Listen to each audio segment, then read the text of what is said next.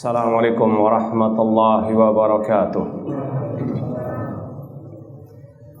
Innal hamdalillah nahmaduhu wa nasta'inuhu wa nastaghfiruh wa na'udzu billahi min shururi anfusina wa min sayyiati a'malina.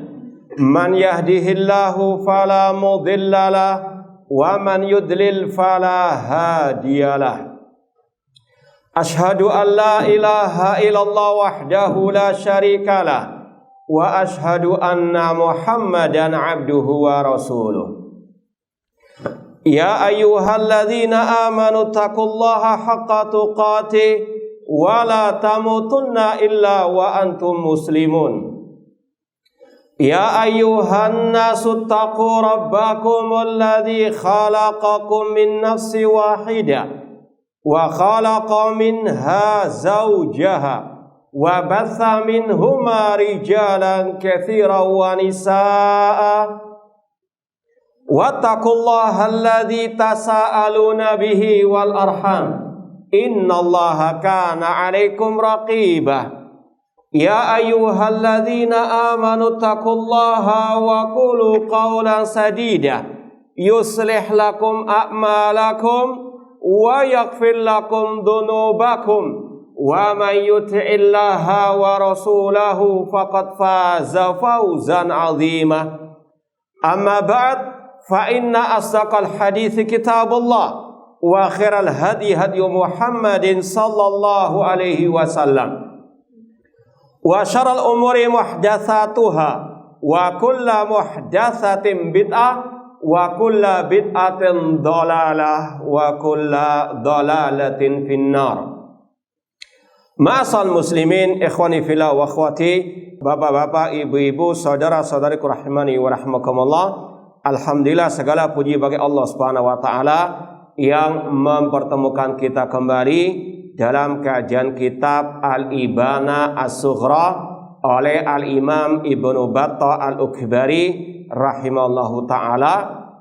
Semoga Allah subhanahu wa ta'ala senantiasa memberikan taufik dan pertolongannya kepada kita untuk kita bisa istiqamah dalam belajar akidah salaf dan berpegang teguh dengannya sampai akhir hayat kita nanti. Sekarang kita masuk ke bab tentang as-sunan wal ahkam, tentang sunnah-sunnah dan yang berkaitan dengan hukum syariat. Sudah kita sampaikan, kitab ini ada 5 babnya. Yang pertama tentang manhaj dan ittiba. Yang kedua tentang tauhid dan al-aqidah. Kemudian yang ketiga ini yang akan kita memasukinya as-sunan wal ahkam. Kemudian akan dilanjutkan bab yang keempat tentang al-akhlaq was suluk, dan yang kelima tentang al-bid'ah, tentang kebid'ahan. Ma'asal muslimin, ikhwani fillah wa akhwati rahimani wa rahmakumullah. Kita baca langsung halaman 139. Masail minas sunnati fil ibadat wal adat. Pembahasan-pembahasan tentang sunnah dalam masalah ibadah-ibadah dan kebiasaan-kebiasaan. Yang perlu kita jelaskan dulu di sini tentang arti as-sunnah. Mungkin beberapa kali sudah kita sampaikan sejak dahulu kala. Kata-kata as-sunnah jika dimutlakan ada 4 maknanya. Ya, kalau ada istilah kata-kata sunnah jika dimutlakan ada 4 maknanya. Yang pertama, siapa yang bisa menjawab? Ada yang masih ingat? Al-hadis, sinonim dengan al-hadis. Yang kedua, al-mustahab, yang kalau dikerjakan mendapatkan pahala, jika ditinggalkan tidak berdosa. Yang ketiga, al-aqidah. Makanya ada kitab-kitab ulama salaf tentang akidah namanya sunnah, syarh sunnah, usul sunnah. Yang keempat, as-sunnah artinya apa? Metode hidupnya Rasulullah SAW. Dan ini yang dimaksud dalam bab ini. Sunnah-sunnah Rasul secara umum yang bisa hukumnya wajib, bisa hukumnya mustahab. Jadi jangan disempitkan selalu kata-kata as-sunnah itu seperti definisi ulama fikih. Jika dikerjakan mendapatkan pahala, jika tinggalkan tidak berdosa. Jadi sekali lagi ini sesuai dengan redaksi ucapannya nanti. Contoh, ana mengatakan bersiwak ketika mau salat itu sunnah. Maksudnya sunnah apa? Mustahab. Jika dikerjakan mendapatkan pahala, jika ditinggalkan tidak berdosa. Puasa Arafah itu sunnah, artinya apa? Mustahab. Semoga Allah memberikan pertolongan kepada kita semuanya untuk bisa melaksanakannya dengan baik dan benar. Ini arti sunnah mustahab sesuai dengan redaksinya. Kalau misalnya ada ungkapan as-sunnah adalah meyakini Allah fis sama. Arti sunnah di situ apa? Akidah. Akidahnya Rasul mengatakan Allah fi as-sama. Ini sekali lagi kata-kata as-sunnah jika dimutlakan bisa berarti salah satu dari empat tersebut. Bagaimana cara bisa membedakannya? Kembali kepada apa? Siyaqul kalam, redaksi ucapan. Paham? Di sini juga demikian pembahasan tentang as-sunnah. Ini as-sunnah secara umum yang bisa hukumnya wajib, bisa hukumnya apa? Mustahab. Dan nanti akan kita lalui. Ada yang memang itu hukumnya mustahab, ada yang hukumnya wajib, dan ada pula di sini juga disebutkan orang yang tidak mempercayai sunnah tersebut maka dia termasuk ahli al-bidah. Paham? Kita membahas atau mempelajari hal seperti ini setelah pembahasan akidah. Yang pertama, ahlu sunnah wal jamaah itu sebagaimana perintah Allah, ya ayyuhalladzina amanu udkhulu fi silmi kafah. Wahai orang-orang beriman, masuklah ke dalam Islam secara totalitas. Semua ajaran Islam ambil, pegang erat, laksanakan. Ini sekali lagi ahlu sunnah wal jamaah betul-betul mengamalkan, melaksanakan Islam secara totalitas. Yang akidahnya, ibadahnya, yang wajibnya, yang mustahab. Ya. Meskipun tadi kalau mustahab jika dikerjakan mendapatkan pahala, jika ditinggalkan tidak berdosa. Ini semuanya membantah orang-orang yang mengatakan kita hanya mengambil sepotong-sepotong saja. Tidak. Kita masuk ke dalam Islam, mengambil Islam secara totalitas. Yang kedua, di antara faedah kita mempelajari pembahasan ini setelah pembahasan akidah dan seterusnya, untuk kita bisa menempatkan sesuatu pada tempatnya, untuk kita bisa melaksanakan al-wala wal bara dengan benar dan tepat. Ya. Jangan orang yang keliru dalam masalah mustahab alias tidak melaksanakan yang mustahab dihajar, diboikot seperti ahli bidah. Nggak diajak ngomong, nggak disalami dan seterusnya. Padahal hanya meninggalkan apa? Al-mustahab. Contoh misalnya tadi, nggak puasa apa? Arafah. Kelihatan temannya lagi makan siang hari di hari Arafah, ketika dia puasa langsung dihajar, diboikot. Naudzubillahi min dzalik. Atau seperti tadi misalnya kan di antara sunnah selesai sholat fardu pindah tempat untuk sholat apa? Sunnah. Misalnya ada temannya mau apa? Sholat sunnah, diajak tukeran nggak mau. Misalnya, ya, ente ahli bidah mubtadi. Naudzubillah min dzalik. Ini mustahab hukumnya. Nggak pindah pun nggak ada masalah, Pak. Ya. Atau contoh yang lain, temennya nikah, nggak undang-undang misalnya, langsung dihajar, diboikot, nggak ittiba'u sunnah. Ya, ini orang yang jahil namun ya ngelama. Sudah jahil namun apa? Ngelama. Bahkan apa? Seolah-olah lebih ittiba daripada Rasulullah sallallahu alaihi wasallam.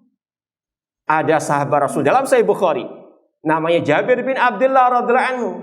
Beliau pernah mengatakan kepada Rasul, "Ya Rasulullah, kuntu haditha ahdin bil as." Ya Rasulullah, aku baru nikah. Rasul bertanya, "Atazawwajta?" Apakah engkau sudah menikah? Artinya Rasul apa? Nggak diundang. Rasul nggak marah, apalagi saya memboikot. Maka istilahnya bodoh sekali kalau ada apa? Yang temannya nikah nggak ngundang dia, tapi apa kayak kiamat kubroh, diboikot, kemudian sampai dicaci maki di medsos, ditulis makalah di majalah sebagainya. Ini sekali lagi seolah-olah apa? Lebih ittiba kepada sunnah Rasul daripada siapa? Rasul sallallahu alaihi wasallam. Tapi ketika ada yang lain yang menyimpang dalam masalah akidah, bahkan sampai ucapannya kufur, mana itu bantahannya, mana itu boikotnya. Ini karena apa? Kejahilan yang kuadrat sampai apa? Salah menempatkan wala wal bara ataupun hajar tadi. Makanya sekali lagi kita pelajari hal-hal seperti ini. Di antara faedahnya tahu mana yang wajib, mana yang itu sunnah, mana yang itu kalau kita tinggalkan naudzubillah min dzalik bisa kita keluar dari Islam, termasuk dari pembatal-pembatal keislaman. Mana itu yang kalau kita menyimpang darinya kita bisa termasuk ahli bidah. Ada apa? Urutan-urutannya. Meninggalkan sunnah ini sekali lagi ada apa? Level-levelnya. Maka apa? Harus bisa menempatkan pada tempatnya. Jangan yang meninggalkan mustahab dianggap sama dengan yang meninggalkan rukun Islam, rukun iman. Naudzubillahi min dzalik. Ya, ini sekali lagi di antara faedah kita tahu pembahasan seperti ini. Masail minas sunnah fil ibadat wal adat. Poin yang pertama ataupun di sini kalau sesuai dengan urutannya poin 292 kata Al-Imam Ibnu Battah Al-Uqbai rahimahullah, wa minas sunnati raf'ul yadain fis salati inda iftitahiha wa idza raka'a wa idza rafa'a ra'sahu minar ruku'. Termasuk sunnah. Sekali lagi sunnah di sini artinya apa? Mustahab.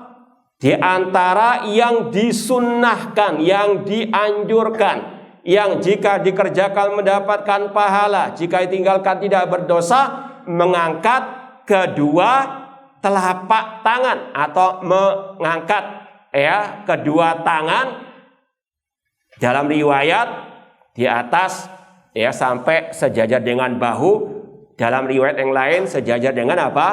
Telinga. Dua-duanya boleh. Mengangkat kedua tangan ketika salat pada saat iftitah, yaitu takbiratu al-ihram. Rasul mengatakan, idza qumta ila salati fakabbir. Jika engkau berdiri untuk salat, maka bertakbirlah. Allahu akbar ataupun Allahu akbar, ya. Kemudian yang kedua, di antara waktu mengangkat tangan ketika salat yaitu pada waktu ruku' wa idza raka'a. Dan yang ketiga, idza rafa'a ra'sahu minar ruku', dan apabila mengangkat kepala dari ruku' pada waktu mau i'tidal. Kalau mau ditambahkan yang keempat, kata para ulama dalam Sahih Bukhari ada bab raf'ul yadain ba'da rak'atain. Ya, kata Imam Bukhari bab raf'ul yadain ba'da rak'atain. Mengangkat kedua tangan setelah 2 rakaat. Artinya setelah tasyahud pertama. Entah salat yang 4 rakaat atau yang 3 rakaat. Jadi itu 4 tempat atau waktu kapan kita mengangkat kedua tangan ketika salat. Nanti akan kita bacakan dari Sahih Muslim, ya. Jadi ini kesimpulannya saja. Kemudian kata Imam Ibnu Battah Al-Bari wa huwa ziyadatun fil hasanat, dan itu sebagai bentuk tambahan dalam kebaikan. Artinya ini mustahab. Ini semakin menguatkan ini hukumnya apa? Mustahab. Wa qala Nabi SAW, Nabi SAW bersabda, yu'ta bi kulli isyaratin hasanatan.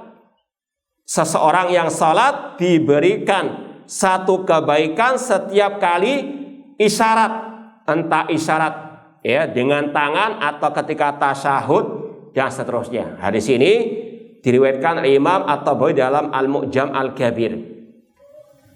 Ana lihat di internet itu ada percakapan antara muridnya Syekh Albani dengan Syekh Albani rahimahullah tentang hadis ini, dan wallahu alam Syekh Albani mengisyaratkan secara tidak langsung tentang kesahihannya, dan ini berlaku tadi untuk apa?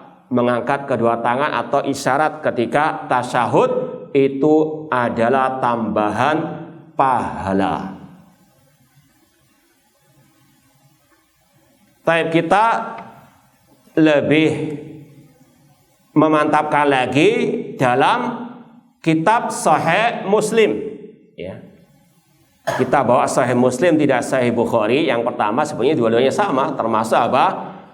Dua kitab induk hadis yang sepakat ulama tentang kesahihannya. Kemudian alasan kita bawa Sahih Muslim nggak Sahih Bukhari, padahal dua-duanya ada penjelasannya. Cuma Sahih Muslim di sini ada nanti pembahasan masalah al-mashu yang lebih istilahnya mantap daripada yang di Sahih Bukhari. Kita baca dalam Sahih Muslim kitab as-salat, ya. Kalau masalah salat Sahih Bukhari Muslim ada kitabus salat. Di sini ada bab istihbab raf'il yadain had wal mankibain ma'a takbiratil ihram wa ruku'. Bab di istihbab, mustahab mengangkat kedua tangan sejajar dengan pundak pada waktu takbiratul ihram dan ruku', wa fir rafa' minar ruku', dan pada waktu mengangkat kepala dari ruku', wa annahu la yaf'aluhu idza rafa'a minas sujud. Namun Rasul tidak mengangkat tangan ketika bangun dari sujud. Nah, namun sudah kita tambahkan lagi dalam Sahih Bukhari ada apa? Sunnah mengangkat kedua tangan ketika bangun dari apa? Rakaat yang kedua atau ketiga, dari selesai rakaat kedua. Hadis yang pertama dari Salim, an abihi qala ra'aitu Rasul sallallahu alaihi wasallam idza iftataha shalah rafa yadayhi hatta yuhadiya mankibai. Kata ayahnya Salim, dia mengatakan, aku melihat Rasulullah SAW apabila membuka salatnya, beliau mengangkat kedua tangannya sampai sejajar dengan pundaknya. Wa qabla an yarka, beliau juga mengangkat kedua tangannya pada waktu ruku, atau sebelum ruku. Wa idza rafa'a minar ruku, dan beliau juga mengangkat kedua tangannya dari ruku atau pada waktu apa? I'tidal. Wala yarfa'uhuma baina sajdatain. Namun beliau tidak mengangkat kedua tangan pada waktu apa? Duduk di antara dua sujud. Ini dalil mengangkat kedua tangan termasuk mustahab. Dibawakan beberapa riwayat yang kurang lebih sama di sini. Baik, kalau mau dicatat hadisnya nomor 390. Hadis nomor 390.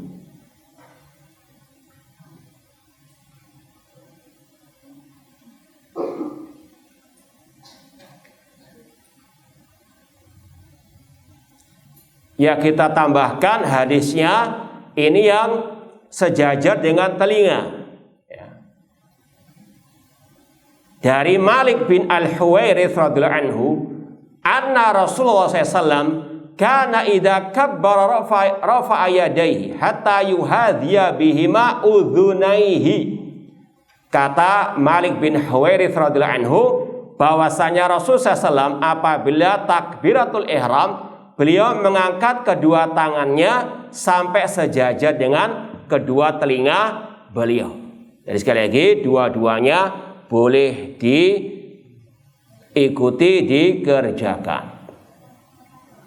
Hadis nomor 391. Nomor 391. Taib, itu yang berkaitan dengan masalah raf'ul yadain. Ada di 4 tempat, ketika takbiratul ihram, ketika ruku, ketika berdiri dari ruku, dan ketika berdiri dari tasyahud al-awwal. Lanjut pembahasan berikutnya, poin 294. Wa minas sunnati, termasuk sunnah Rasul, al-mashu alal khuffain liman ahdatha. Termasuk sunnah. Apa sunnah di sini maksudnya? Mustahab, jika dikerjakan mendapatkan pahala, jika ditinggalkan tidak berdosa. Yaitu membasuh kedua sepatu atau sandal atau kaos kaki ketika berwudu, liman ahdatha, bagi yang istilahnya hadas kecil. Kalau hadas besar ini tidak boleh. Ya. Wa kana labisa khuffaihi wa huwa kamilut thahara. Namun dengan syarat dia ketika memakai dua sepatunya tadi sudah dalam keadaan wudu atau bersuci. Kita mau jelaskan ya. Sebelum kita lanjutkan, ucapan beliau masih agak panjang di sini. Ma'asal muslimin ikhwani fillah wa akhwati rahimani wa rahimakumullah, di antara sekali lagi sunnah Rasul membasuh sepatu ataupun sandal ataupun kaos kaki ketika berwudu. Jadi kalau kita misalnya sudah berwudu sempurna kayak tadi ya, sudah sholat maghrib, kemudian sudah wudu tadi, kita sholat maghrib, kita pakai kaos kaki ya. Maka misalnya ketika mau sholat isya sudah batal wudunya, maka ketika kita pakai kaos kaki, ketika kita wudu untuk sholat isya tidak perlu dicopot ya, sampai sholat pun tidak ada masalah. Kita wudu seperti biasa sampai kepada giliran kaki kita ya istilahnya basahi telapak tangan kita, kemudian kita usapkan di atas kaki kita. Ya, kalau Syekh Utsaimin mengatakan dua-duanya langsung. Tangan kanan membasuh kaki kanan, tangan kiri membasuh kaki kiri langsung. Dibasuh yang di atasnya saja. Sekali saya sudah. Jadi nggak perlu dicopot, nggak perlu apa? Dibasuh kaki kita. Ini kaifiyah apa? Cara mas'alal khufain ataupun kaos kaki. Ya, sekali lagi tidak perlu dicopot, itu termasuk sunnah Rasulullah SAW. Ini akan kita bacakan dari Sahih Muslim juga. Tapi syaratnya tadi harus apa? Kita memakai kaos kaki dalam keadaan sudah suci, sudah taharah. Kemudian Itu kalau kita pakai batalnya karena kentut misalnya, bukan karena apa? Janabah. Makanya di sini kita katakan apa? Bagi yang ahdatsa, hadas kecil bukan hadas besar. Paham ya? Ya. Pembahasan ini banyak juga dimasukkan dalam kitab-kitab akidah. Dalam misalnya Syarh Sunnah Imam Al-Barbahari dan yang lainnya. Syarh Sunnah Imam Al-Muzani. Salah satu alasannya karena ahlul bid'ah dari kelompok Syiah Rafidhah, kelompok Khawarij mengingkari syariat ini. Ini yang kita isyaratkan tadi. Bukan sekedar meninggalkan. Kalau meninggalkan seperti kita sekarang nggak pakai kaos kaki, apa kita ahli bid'ah? Tidak. Nah, pembahasan ini diingkari oleh kelompok Syiah Rafidhah dan kelompok Khawarij. Seperti yang dikatakan oleh Imam An-Nawawi dalam Syarah Sahih Muslim, beliau mengatakan ajma'a man yu'taddu fil ijma' ala jawazil masih alal khufain fis safar wal iqamah. Kata Imam Nawawi rahimahullah, telah sepakat ulama yang bisa diambil ijma' mereka tentang bolehnya membasuh sepatu ketika wudhu, baik di kala safar atau mukim. Nggak harus safar, ya. Kita mukim sekarang misalnya, nggak ada masalah. Bahkan kata beliau, sawaan kana lihajatin aw li ghairi haja. Baik ketika ada keperluan seperti mungkin sakit demam. Biasanya kan orang sakit demam panas pakai kaos kaki biar nggak kedinginan. Itu juga boleh, silahkan, nggak usah dicopot. Atau memang nggak ada keperluan sama sekali, memang kepingin pakai apa? Mungkin baru beli kaos kaki misalnya kan, untuk menceritakan nikmat Allah. Jangan hanya beli HP baru tunjukkan. Ya, intinya sekali lagi kata Imam Nawawi rahimahullah, lihajatin aw li ghairi haja. Ya. Bahkan kata beliau, bahkan untuk perempuan yang sudah biasa pakai kaos kaki di rumah misalnya boleh. Ya. Kemudian kata beliau, wa innama ankaratur rawafid wal khawarij wa la yu'taddu bi khilafihim. Kemudian kata Imam An-Nawawi rahimahullah, namun pembahasan ini diingkari oleh kelompok Syiah Rafidhah dan oleh kelompok Khawarij, dan tidak perlu ditoleh lagi penyelisihan mereka terhadap sunnah ini. Ini salah satu alasan ulama menyebut pembahasan ini dalam banyak kitab-kitab akidah, karena untuk menyelisihi kelompok Syiah Rafidhah dan kelompok Al-Khawarij. Alasan mereka karena bertentangan dengan ayat surat Al-Maidah tentang masalah wudu yang disuruh untuk apa? Membasuh kaki. Makanya kita bawakan nanti riwayat Jarir ya tentang masalah ini, karena masalah syariat membasuh sepatu itu disyariatkan oleh Rasul setelah turunnya surat Al-Maidah. Artinya bahwasanya hadis tentang membasuh sepatu tersebut tidak dihapus oleh ayat Al-Quran. Dua-duanya diamalkan atau bisa diamalkan. Ini itu sekilas tentang pembahasan al-mas'alal khuffain liman ahdatsa wa kana labisa khuffaihi wa huwa kamilu at-taharati. Kemudian kata beliau, in kana musafiran fa thalathata ayyamin wa layaliyaha. Kalau orang itu sedang safar, istilahnya kadaluarsanya itu 3 hari 3 malam. Berapa jam berarti? 72 jam. Misalnya antum ya sekarang misalnya baru datang dari luar kota, antum mukim di luar kota tersebut dari Jakarta ya sampai ke Surabaya maghrib tadi. Ya, kemudian antum membasuh kaos kaki antum. Seandainya antum nggak copot, ya, antum pakai 3 hari 3 malam, nggak ada masalah itu terus. Ya, selama tadi tidak apa? Janabat atau tidak antum copot. Yang penting nggak bau ya. Ya, meskipun bau pun ya dikit-dikit nggak apa-apa lah. Tapi sah, istilahnya nggak najis. Itu waktu apa? Antum boleh membasuh kaos kaki antum tadi. Ya. Jadi sekali lagi kalau antum tadi selesai wudu mau sholat maghrib, antum pakai kaos kaki, antum batal. Sebelum sholat isya antum wudu lagi, antum apa? Cukup membasuh tadi atasnya saja. Antum pakai besok, nggak antum lepas. Kalau lepas, ya beda lagi pembahasannya. Sudah apa? Antum harus mulai lagi berwudu terlebih dahulu, baru pakai kaos kaki. Paham? Ini kalau ini pembahasannya pakai terus sampai 3 hari 3 malam. Nggak ada masalah antum wudu, cukup membasuh apa?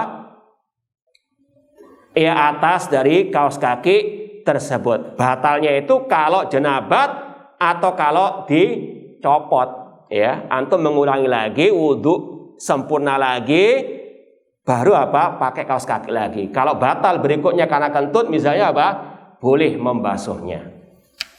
In kana musafiran salasata ayamin wala yaliha. Kalau musafir, wa in kana muqiman yauman wa lailatan. Namun kalau dia mukim, maka waktu kadaluarsanya 1 hari.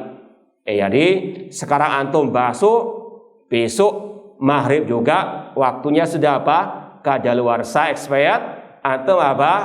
Copot, antum wudu lagi sempurna, baru mulai lagi waktunya. Paham ya? Wa in kana muqiman yauman wa lailatan, sebagaimana dalam hadis Ali radhiyallahu anhu.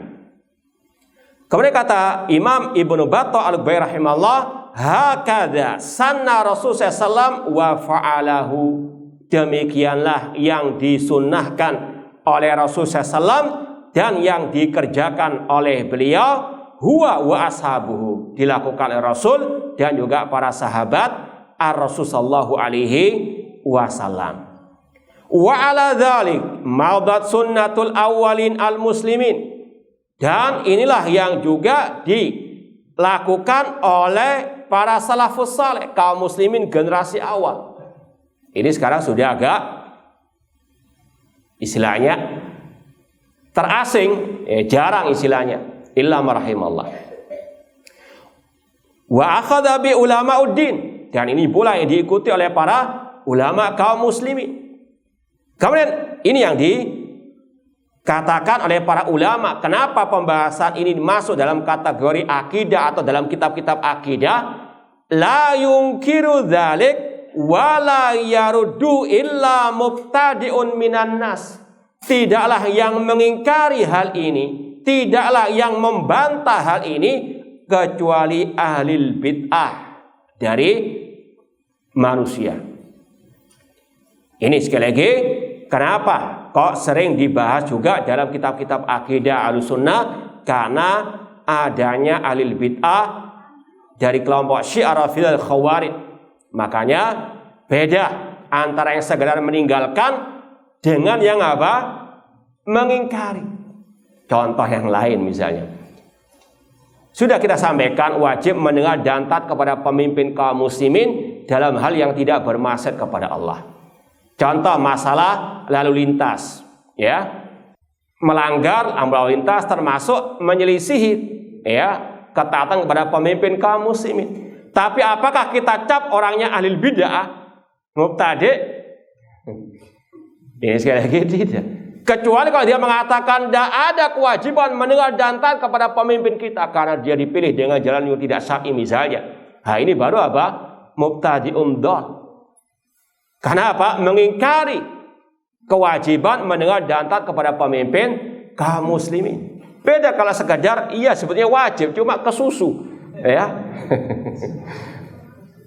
atau barangkali mungkin nggak tahu dia, nggak sadar, karena apa? Dikira masih lampu hijau, padahal yang sebelah sana hijau.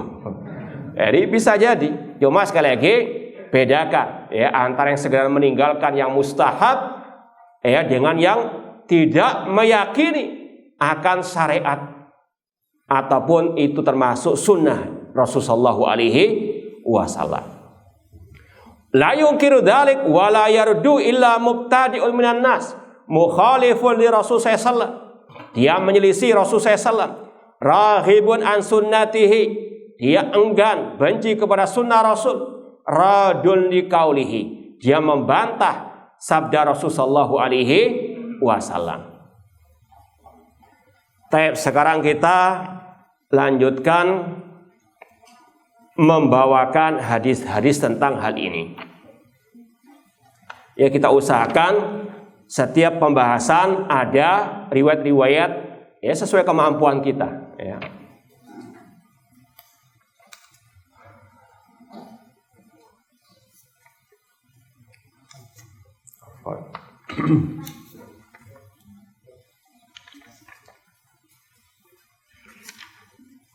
Tandanya hilang soalnya.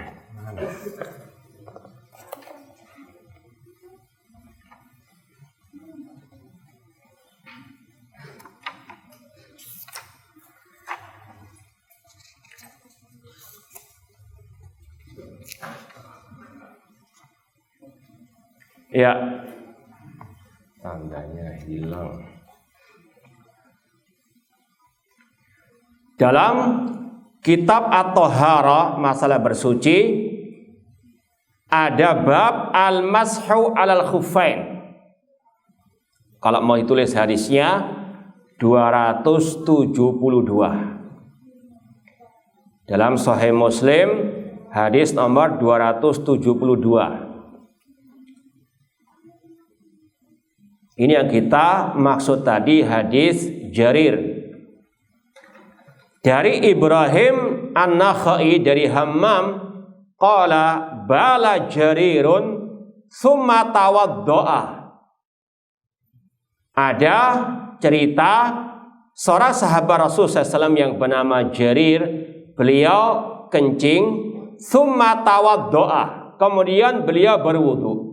Wa masaha ala khufaihi, dan beliau pun membasuh dua sepatunya. Fakila taf'alu hada, beliau ditanya, engkau melakukan hal seperti ini, apa dalilnya, apa sebabnya? Faqala na'am, kata Jarir, iya. Ra'aitu Rasulullah SAW bala thumma tawaddo'a wa masalah khufai, karena aku melihat Rasul SAW setelah beliau kencing berwudu, beliau membasuh kedua sepatunya. Ini para sahabat Rasulullah sangat antusias dalam ittiba kepada sunnah Rasul sallallahu alaihi wasallam. Qala al-A'mas, berkata al-A'mas perawi hadis, qala Ibrahim, berkata Ibrahim An-Nakhai rahimallah, kana yujibuhum hadzal hadis. Para ulama salaf sangat amat takjub dengan hadis ini. Kenapa? Li'anna islama Jarir kana ba'da nuzulil Ma'idah. Karena masuk Islamnya sahabat yang bernama Jarir yang meriwayatkan hadis tadi itu setelah turunnya surat Al-Ma'idah yang berkaitan dengan masalah tata cara berwudu. Artinya apa tadi? Masalah membasuh kedua sepatu itu tidak bertentangan dengan ayat surat Ma'idah yang disuruh kita ketika wudu membasuh kedua telapak kaki. Ya, paham artinya? Ini sekali lagi karena ada sebagian al-bidah yang mengatakan, oh ini sudah dihapus oleh surat Al-Maidah. Tidak. Namanya dihapus itu yang sebelum atau yang sesudah? Yang sebelum. Sedangkan hadis Jarir di sini apa? Menunjukkan syariat membasuh itu setelah turunnya surat Al-Maidah tentang membasuh kedua kaki. Ini yang kita maksudkan tadi, salah satu alasan kita membawakan hadis ini. Meskipun secara umum juga ada dalam Sahih Bukhari.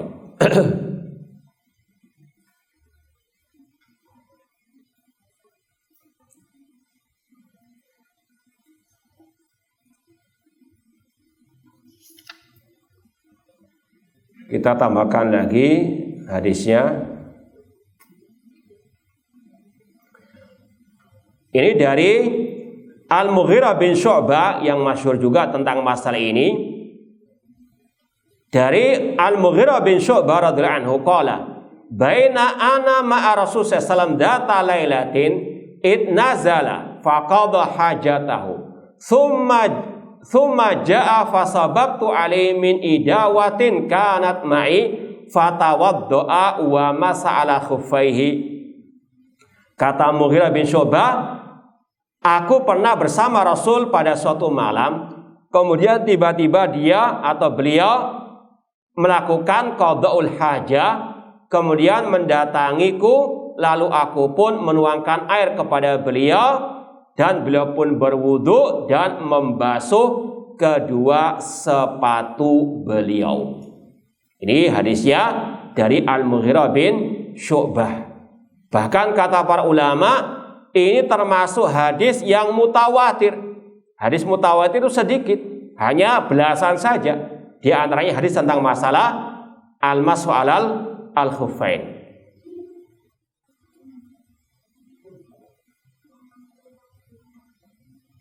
Kemudian juga dari Al-Mughirah bin Syu'bah juga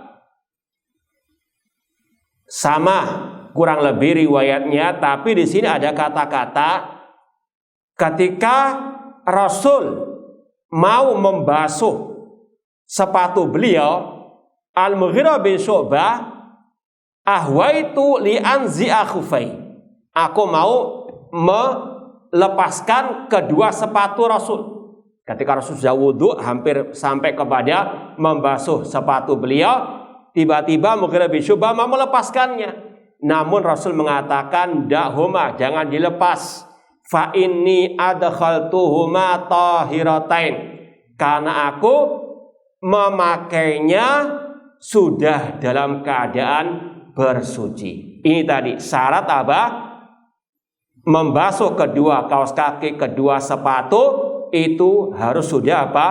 Wudu sempurna terlebih dahulu. Paham? Ya. Jadi misalnya sekali lagi untuk menghilangkan kesalahpahaman, misalnya antum tadi nggak pakai kaos kaki wudu, kemudian antum apa? Batal misalnya sebelum sholat isya. Antum apa? Pakai kaos kaki sekarang, pas waktu sholat isya mau membasuh apa? Mau praktekkan ini sunnah ya. Karena semangatnya apa? Lupa kalau syaratnya apa? Tadi wudhu pertama sudah apa? Sempurna, kemudian pakai kaos kaki dalam keadaan sudah bersuci, belum batal. Kalau batal berarti apa? Lepas dulu, sempurnakan dulu wudhunya, baru nanti wudhu yang berikutnya boleh kaos kakinya dibasuh. Nah, ya ini yang mungkin bisa kita sampaikan kurang lebihnya tentang masalah dua pembahasan ini. Wallahu ta'ala a'lam. Kita lanjutkan dengan soal jawab.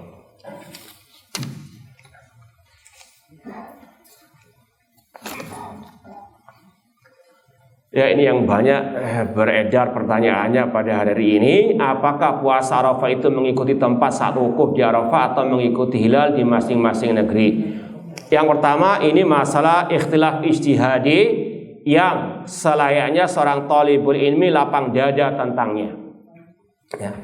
Wallahu alam, yang ana lebih condong kepadanya pendapat Syekh Muhammad bin Shalih Al-Utsaimin rahimahullah yang mengatakan likulli baladir ru'yatu, setiap negeri punya apa? Hak untuk menentukan hilangnya masing-masing.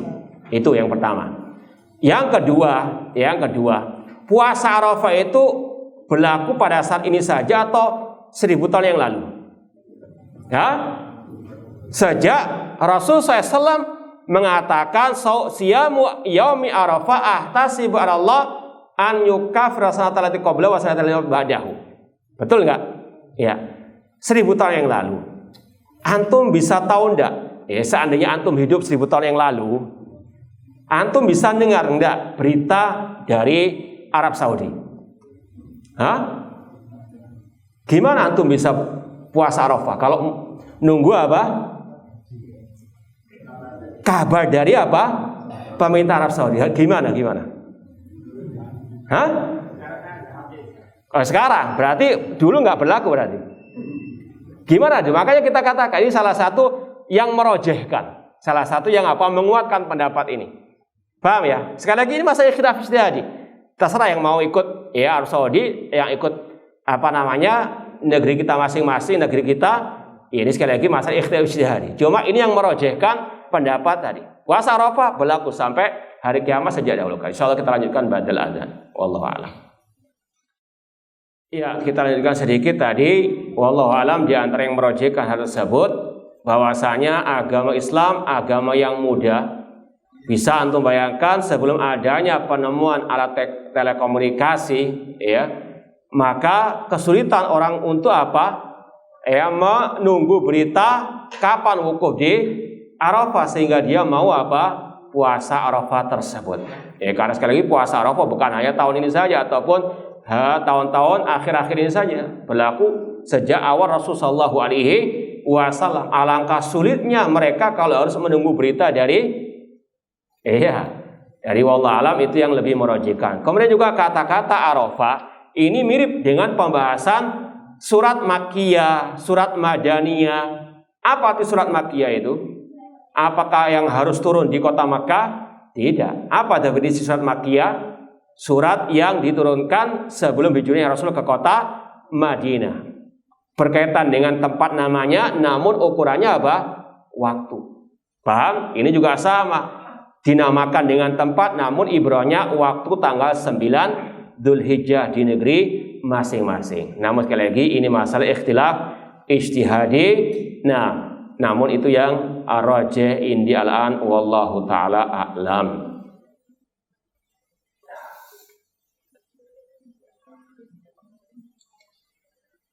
Yang dimaksud larangan mengikuti pemimpin yang menyuruh berbuat maksiat itu contohnya apa? Misalnya pemimpin mengatakan bahwasanya kita harus misalnya tidak sholat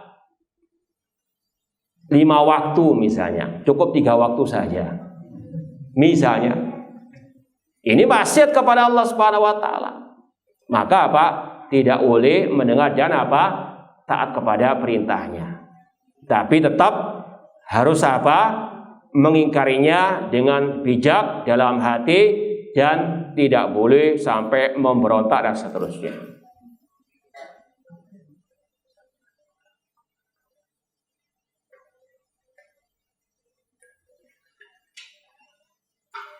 Ini hampir sama masalah mengusap sepatu tadi. Kalau misalnya kaos kaki sampai di bawah mata kaki, pendapat jumhur ulama tidak sah, harus menutupi mata kaki, ya. Itu meskipun ada sebagian ulama yang membolehkan, kalau tidak salah Syekhul Islam Taimiyah rahimahullah, namun yang lebih wallahu alam kehati-hatian ya yang sudah menutupi mata kaki.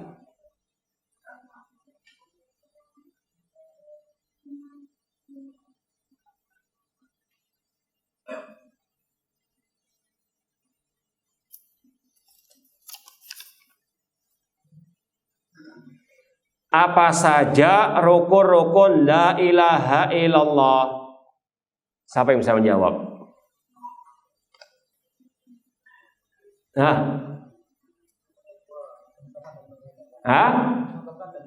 Iya, yang lain. Apa rukun la ilaha sebelah kiri? Kebangetan kalau yang sudah lama ngaji gak paham. Apa itu? Iya, ahsantum. Ya, kalau nggak ada yang paham, bubar sudah. Nah, ini masalah yang paling penting dalam thalabul ilmi, masalah la ilaha illallah. Alhamdulillah kita sudah menulis buku tentang menyelami samudra kalimat tauhid la ilaha illallah, di antaranya masalah rukun-rukun la ilaha illallah. Rukun la ilaha illallah itu ada 2, an-nafyu wal isbat. An-nafyu peniadaan yang ada pada kata-kata la ilaha, la ilaha, tidak ada sesembahan yang hak. Penafian, menafikan, meniadakan semua sesembahan selain Allah. Illallah menetapkan al-itsbat, yaitu menetapkan hanya Allah satu-satunya sesembahan yang hak. Dan itulah firman Allah, dzalika bi annallaha huwal haq wa anna ma yad'una min dunihil batil. Demikian itulah karena Allah satu-satunya sesembahan yang hak, selain Allah adalah sesembahan yang batil. Nah, ya mungkin yang bertanya seperti ini karena mungkin baru ngaji dan sebagainya. Kalau butuh buku itu kita masih ada, silakan hubungi mungkin Akh Ammar atau langsung ke Anas sendiri. Insya Allah kita kasih, masih ada sedikit ya sisa yang kapal lalu kita bagi-bagi. Bolehkah kurban untuk orang tua yang sudah meninggal? Kata para ulama, kalau mengkhususkan tidak boleh. Ya, yang rojeh untuk mengkhususkan tidak boleh. Tapi kalau misalnya kita berkorban dan kita niatkan untuk kita dan juga orang tua kita yang meninggal dunia, insya Allah akan sampai sebagaimana Rasul ketika menyembelih mengatakan, Allahumma hadza minni wa ammal lam yudhahi min ummati. Ya Allah, ini dariku dan dari umatku. Dan umat beliau mencakup yang masih hidup dan telah meninggal dunia. Wallahu ta'ala alam. Apakah boleh kita menghajar, memboikot teman yang tajasus kepada kita, di depan seakan tidak terjadi apa-apa, tapi di belakang suka menghibah? Alias serigala berbulu sapi ya, sapi PKM juga ya. Iya. Naudzubillah min dzalik. Iya, sangat dibolehkan. Nah,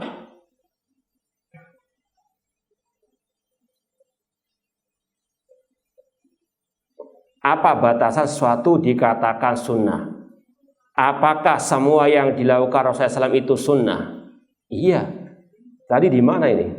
Ya kan, sunnah yang kita sampaikan tadi, metode hidup Rasulullah SAW, ucapan beliau, perbuatan beliau itu sunnah, sunnah qauliyah, sunnah fi'liyah. Ya. Namun tadi kategorinya ada yang wajib, ada yang mustahab. Ini nanti kembali kepada definisi para ulama dan istilahnya ucapan para ahli ulama. Atau harus ada dalil yang mengatakan suatu itu sunnah. Ya, dalilnya tadi sunnah Rasulullah SAW, hadis yang as-sahih. Wallahu alam. Ini yang bisa kita sampaikan, kurang lebihnya mohon maaf. Wa jazakumullahu khairan. Wassalamualaikum warahmatullahi wabarakatuh.